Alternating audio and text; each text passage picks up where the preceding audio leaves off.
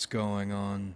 Boys, today we are talking about family, specifically parenting and relationships. I initially titled this video Children and Relationships, but that wasn't a good idea. We've been thinking a lot lately about raising children and why we would probably be bad at it. I watched a few videos about Gen Alpha and parenting, specifically millennial parents, and popular contemporary parenting styles. In the video I watched, the four presented were authoritarian parenting, permissive parenting, dismissive parenting, and gentle parenting. Now, of course, in this video, authoritarian parenting was presented as the devil, and gentle parenting was presented as the best. Not even making the best out of a bad situation, just the best overall. And I disagree with that. Now, to review those four parenting styles, they present authoritarian as beating the shit out of your kids emotionally or literally, and permissive parenting as letting your kids beat the shit out of you emotionally or literally. Those two being presented as bad because they produce children who are either volatile in the fight or flight sense or volatile in the not understanding consequences sense. Dismissive parenting, they had another name for it, but dismissive parenting being not interacting with your child much at all, letting them fend for themselves, and gentle parenting being presented as both kindness and gentleness and firmness and consequences. And that's the way it was presented and explained, but that's in none of the examples, in none of the videos or shorts I saw explaining gentle parenting, it's never presented as a good balance. It's always presented as constant passive aggression. Once again, marketed as gentle and caring until there need to be consequences, but coming out as like authoritarian parenting with a fake smile. And the main reason I feel like I would be a bad parent is of those four options, the way they're presented, I would choose authoritarian parenting. Because it seems like you have no real option other than to fuck up your kid emotionally somehow. There is no outcome your child is happy and well adjusted. Authoritarian parenting ruined me emotionally, but it also got a bunch of groundwork done early. I tend not to fuck up my work professionally. I'm gunning for higher shit almost always. I never feel good enough, and I never will feel good enough. But in an attempt to fill that void created by my upbringing, it does come with some benefits. And while I was scaredy cat, crybag, pussy growing up, and I still am inside, but once you learn you're living in an abusive, cruel world, and you choose to engage in your cycle of abuse, stepping into that abusive position is a lot easier. And you can tell out in the world people who don't understand it. And if I were forced to choose a parenting style from those four, it would be authoritarian parenting. Because at least this form of fucking up your child is going to prepare them for the cruelty of the world. And in terms of power level, I think gentle parenting is right there with authoritarian parenting, and it probably produces a more level sort of fucked up child, but the child will come out fake and constantly passive aggressive, right? Because the parenting styles bake into you a way of looking at the world. If you were authorityed on, you can figure out how to become an authority once you stop being the authorityed. It's like muscle memory. Or when you're lifting weights, it's like the nervous system. You know the movements. If you bake passive aggressiveness into your child, that's as effective, if not more effective, on a base level than outright abuse. But you're producing a sneakily distasteful person who bunts rather than an outright distasteful person who swings for the fences.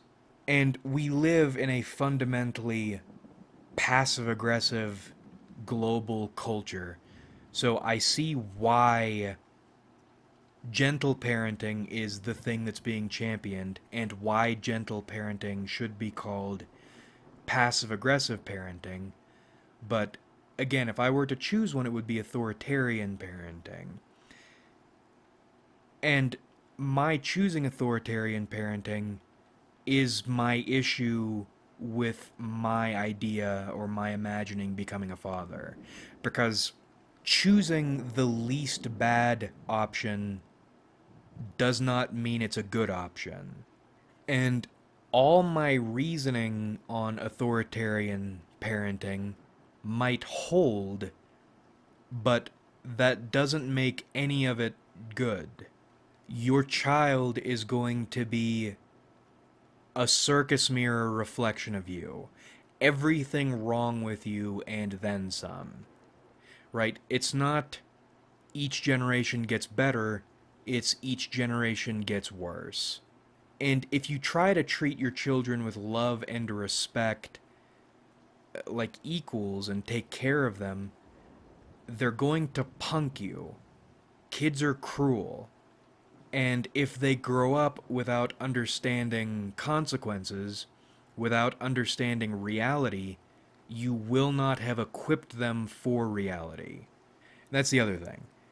I think one of the reasons I tend to get along with people who were abused by authoritarian type parents is you're confronted with reality very early. You're going to be spending most of your life in situations in which you have no control unless you have set yourself up to have control or you are crafty enough to get control.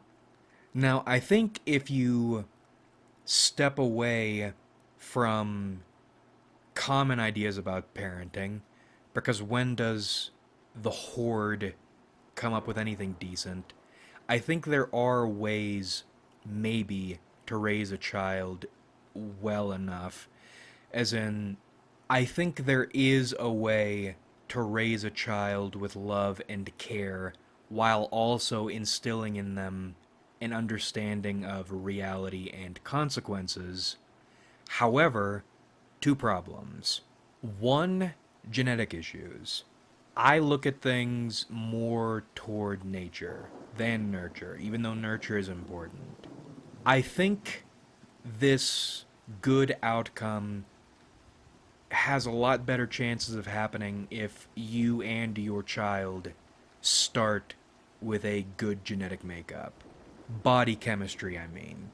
Because if your child is genetically depressive and volatile, because if you are genetically depressive and volatile, those fields are not very fertile. You have two things that don't want to turn out well. That isn't to say they can't, but you take one goner expending all of their emotional energy to provide an upbringing that a normal person could provide effortlessly, and another goner who thinks they don't want what they have or that they're being victimized and doesn't have enough perspective at that age to realize and appreciate, one, that they do need it, and two, that things are going to get a lot worse because they are throwing it away. And the second larger problem with trying to raise a child in a loving but real manner is that we live in the victim epoch. This doesn't mean people are being victimized all the time. I think you should actually call this epoch the abuser epoch, because people are so awful all the time, but every single one of them presents themselves as victims, and they present others as victims to rally their support. One of the most effective manipulation strategies I've found is presenting people as victims, or giving them arguments, valid arguments they can use to consider themselves victims. People are filled with nastiness, and they want an enemy they can vent all their nastiness at, and they want reasons to feel justified in venting that nastiness on them. One of the safest, surest strategies to get on someone's side, or to get someone on your side, is to figure out the sort of people that person hates, and then present ideas to them that cultivate these people I hate are victimizing me idea in their heads. And these people probably are victims, because these days everyone is actually a victim. But two things to keep in mind. One, degrees. And two, the fact that the victim is almost certainly abusing somebody, and they're probably abusing them worse. It's like we have these rushing waters of evil flowing through members of our species, one to the next, and passing those rushing waters along with the same intensity but in a different form. The point here being, your child is going to view you as an oppressor or a punk. Degrees. You give them some stern words, or you chop off one of their hands, you're still a villain to them. You occupy the villain role in your child's life. Or, if you're a permissive type parent who doesn't show them reality, you're their victim, because people victimize others naturally. Kids are cruel, Jack. Now, because I still am thinking about having kids one day, even though I really know I shouldn't, I'm trying to figure out how to make this work. And I think the way to do it is to find someone or something that can occupy that villain spot in your child's mind. Something that shows them awful reality for what it is without your having to do it, while you play the parent, the platonic ideal of parent, someone who cares and mentors and loves and teaches and all this shit. Maybe that could work. I don't know. But when you think about having children, it's natural or necessary to think about relationships. And I'm in the most confusing spot romantically I've ever been in, because the apparent answer, which is not having children, is very straightforward.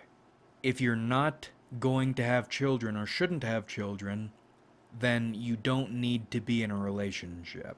And for the last while, and for the first time in my life, I have had a bona fide career to focus on. So I accidentally stepped into something that is very straightforward and normal for the contemporary person. Don't want love, don't want kids, I have my job. And for the last while, I've immersed myself in this mindset and found some surprising emotional states in it. For most of my life, I have dealt with a fearful avoidant attachment style. Out of a relationship, dying of dehydration. In a relationship, drowning. She's too normal to be interesting. I want nothing to do with her. She is too interesting to be stable. I can't afford to have anything to do with her. And no matter what happens, I'm not happy. I'm taken advantage of, or I am taking advantage. And I want neither to go on. My career and various hustle grinding strats have been opportunities to throw all of that away.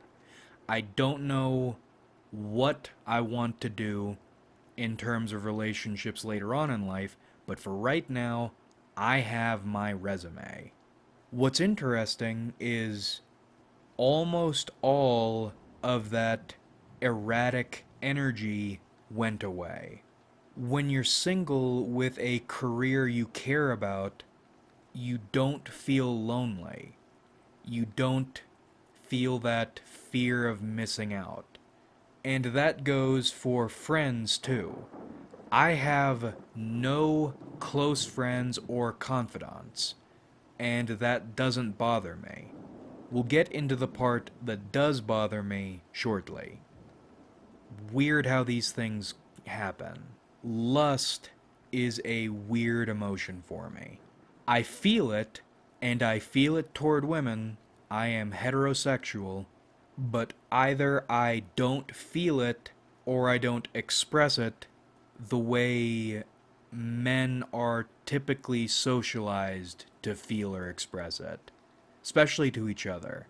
I always feel weird when dudes I'm acquaintances with talk about how attractive women are, because I'll recognize it, but I don't put the same value on it in the same way for some reason. Like, when I was in university, I was speaking with a dude, and he told me to look over there at that woman. And her ass was fat, but what first came to my mind, even though I did notice the fat ass, was, do you know her? A fat ass to me is not something on the conversation radar. Not that I don't, again, not that I don't notice it. I am the straightest straight male ever to exist. But whether socially or chemically, in me, something must be wired wrong there. I use that sort of attraction privately as like a dopamine drip. When you aren't gooning 5 times a day, every day, you can enjoy pornography more.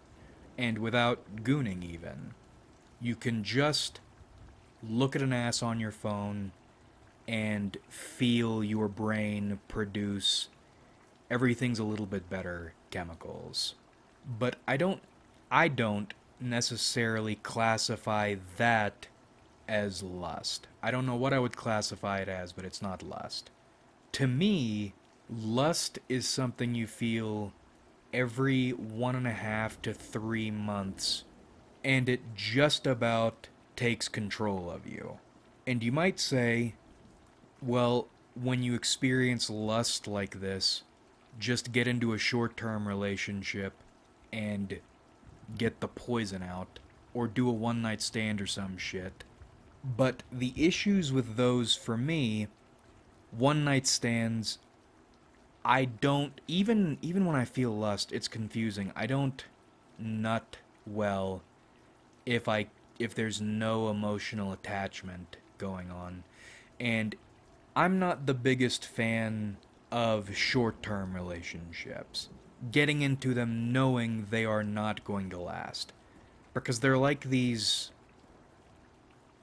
it's like you're living with someone in a graveyard. You know it's going to be over already.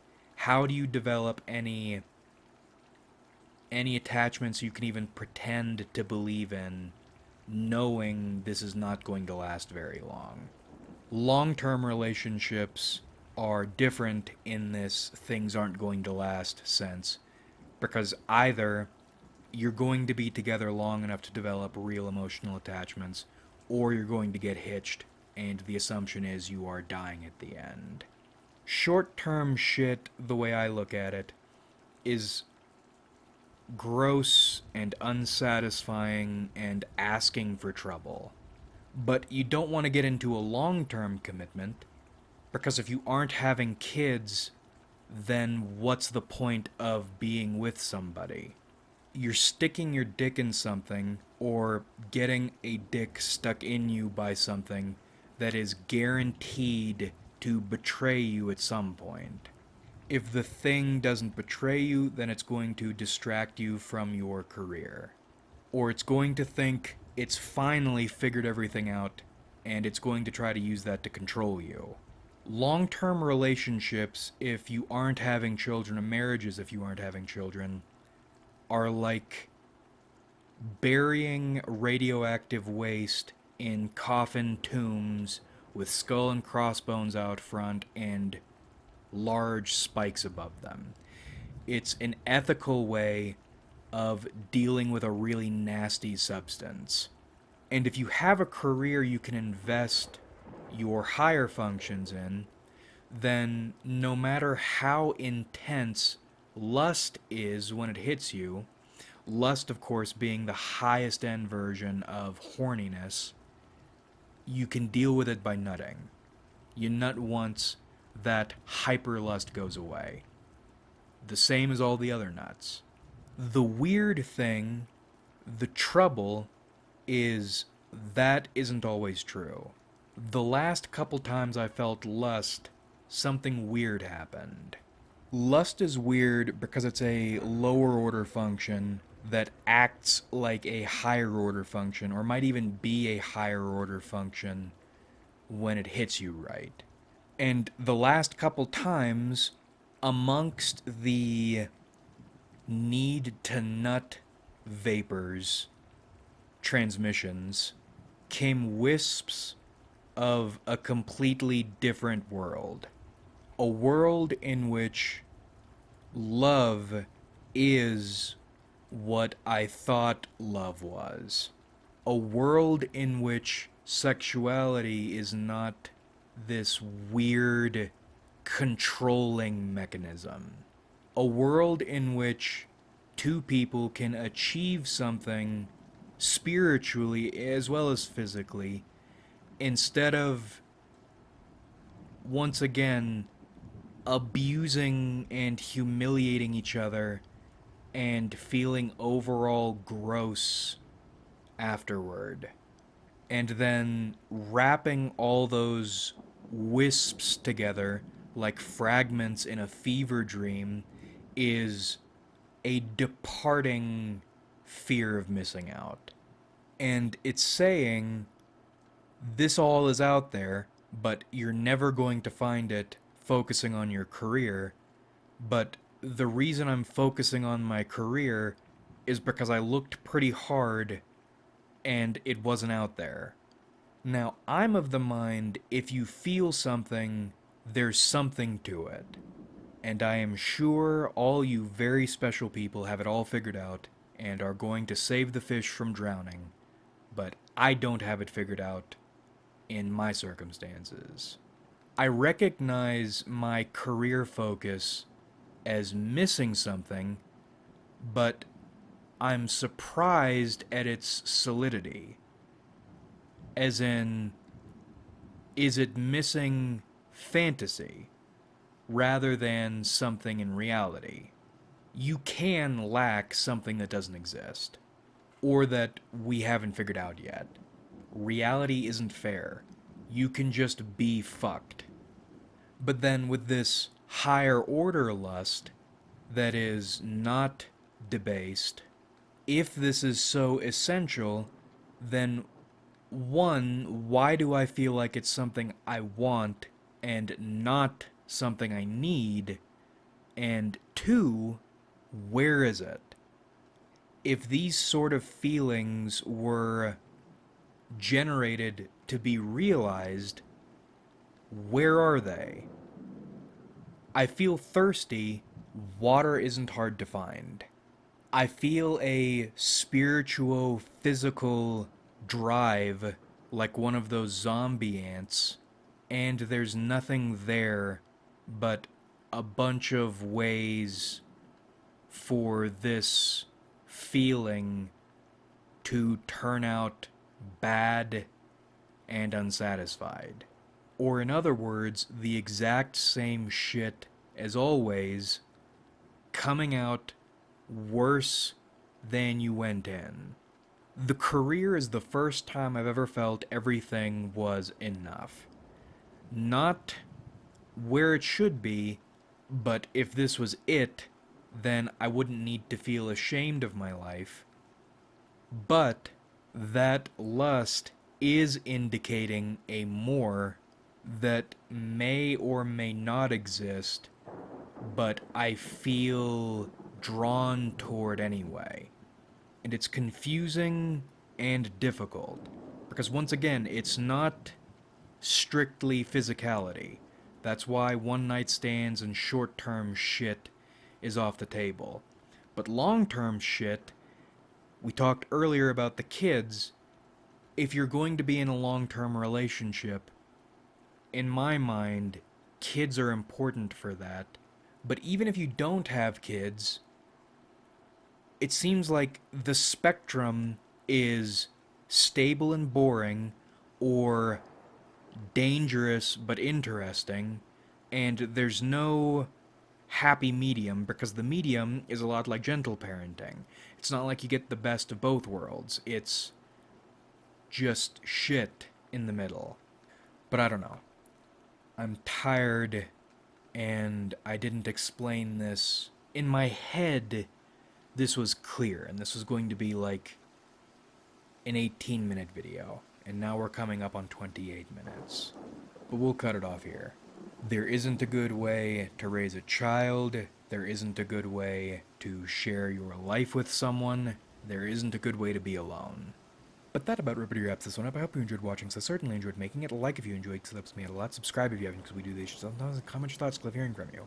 Thanks again for watching, but really, we had a lot of fun on this channel. So much fun, in fact, you cannot figure it out. And that's how much me on this channel, and I look forward to doing this to you guys again in the future.